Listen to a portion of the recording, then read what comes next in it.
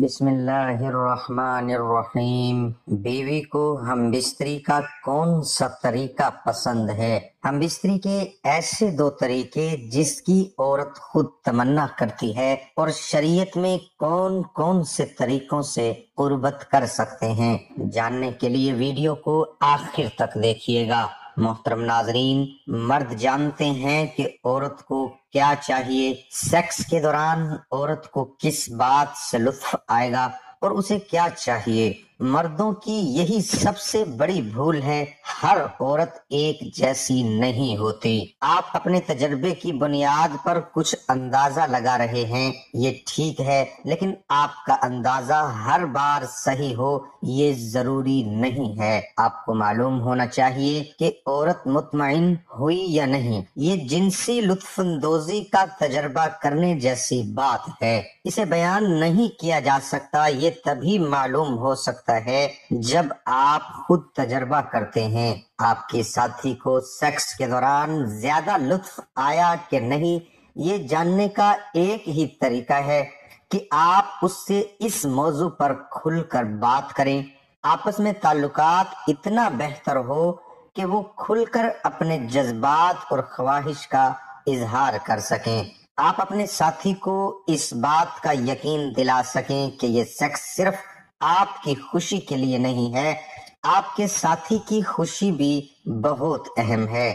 زیادہ تر لوگ سوچتے ہیں کہ سیکس کے دوران چپ رہنا چاہیے، حقیقت کچھ مختلف ہے۔ جب تک آپ پارٹنر کے ساتھ بات چیت نہیں کریں گے تو آپ کو کیسے پتا چلے گا کہ آپ کے ساتھی کو کیا کرنا ہے؟ سیکس کی لطف اندوزی کے لیے اگر آپ کا ساتھی آزادانہ طور پر نہیں بولتا یا جنسی خوشی کے لیے اپنی خواہشات کا اظہار کرتا ہے تو آپ کو جوش کیسے آئے گا؟ آپ اپنے ساتھی سے کھلے طور پر پوچھیں، آپ کیا چاہتے ہیں، آپ کیا پسند کرتے ہیں، اس پر کھل کر بات کرنا بہت اہم ہے۔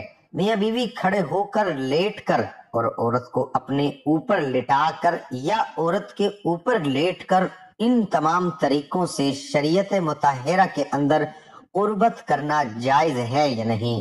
محترم ناظرین، پیدائش کے بعد جب کوئی جوانی کی دہلیز پہ قدم رکھتا ہے تو اسے فطری سکون حاصل کرنے کے لیے شریک حیات کی ضرورت پیش آتی ہے۔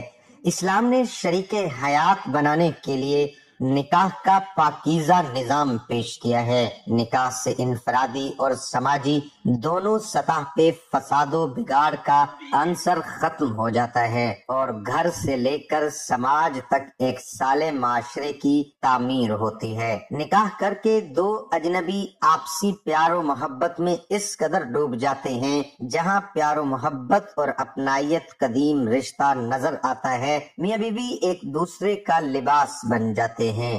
پاکیزہ تعلق یعنی عقد نکاح کے بعد آپس کی ساری اجنبیت اور سارا پردہ اٹھ جاتا ہے، گویا دونوں ایک جاں دو قالب ہو جاتے ہیں۔ یہ اللہ کا بندوں پر بڑا احسان ہے۔ میاں بیوی کی جنسی ملاپ کو عربی میں جمع اور اردو میں ہم بستری سے تعبیر کرتے ہیں۔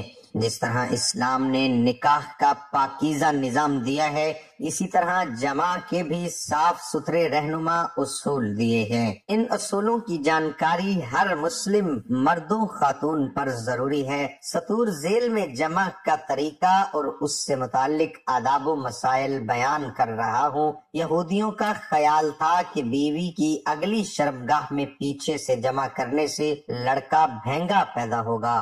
اللہ نے اس خیال کی تردید کرتے ہوئے فرمایا، تمہاری بیویاں تمہاری کھیتیاں ہیں، لہٰذا تم اپنی کھیتیوں میں جدھر سے چاہو آؤ۔ اس آیت کا مطلب یہ ہے کہ بیوی کی اگلی شرمگاہ میں جس طرح سے چاہیں جمع کر سکتے ہیں۔ شوہر کے لیے بیوی کی اگلی شرمگاہ ہی حلال ہے اور پچھلی شرمگاہ میں وطی کرنا حرام ہے۔ یاد رکھیں، بیوی سے اسلامی طریقے سے جمع کرنا بھی باعث ثواب ہے۔ نبی صلی اللہ علیہ وآلہ وسلم کا فرمان ہے، اور بیوی سے جمع کرتے ہوئے تمہارے عضو میں صدقہ ہے۔ صحابہ کرام نے پوچھا، اے اللہ کے رسول صلی اللہ علیہ وآلہ وسلم، ہم میں سے کوئی اپنی خواہش پوری کرتا ہے تو کیا اس میں بھی اجر ملتا ہے؟ آپ صلی اللہ علیہ وآلہ وسلم نے فرمایا، بتاؤ اگر وہ یہ خواہش حرام جگہ پوری کرتا تو کیا اسے اس کا گناہ ہوتا؟ اسی طرح جب وہ اسے حلال جگہ پوری کرتا ہے تو اس لیے اجر ہے۔ ناظرین، قرآن و حدیث میں ایسے طریقے بیان کیے گئے ہیں جن دونوں طریقوں سے مرد اپنی بیوی سے قربت کرے گا تو مرد کو خوب لذت حاصل ہوگی اور عورت کو بھی تسکین حاصل ہوگی۔ اللہ پاک نے مرد اور عورت کو مکمل طور پر اختیار دیا ہے کہ وہ دونوں ایک دوسرے سے مکمل طور پر اپنے جسم سے فائدہ حاصل کر سکتے ہیں، جو غلط طریقہ ہے یعنی دوبڑ میں نہیں کر سکتے، یعنی پیچھے کے مقام میں نہیں کر سکتے، کیونکہ اس کی ممانعت آئی ہے۔ ممانعت سے کیا مطلب ہے؟ اللہ رب العزت نے قوم لوط پر اس لیے عذاب نازل کیا تھا کیونکہ وہ دوبر میں کرتے تھے، یعنی پیچھے کے مقام سے قربت کرتے تھے، عورتوں کے ساتھ اور مردوں کے ساتھ کیا کرتے تھے۔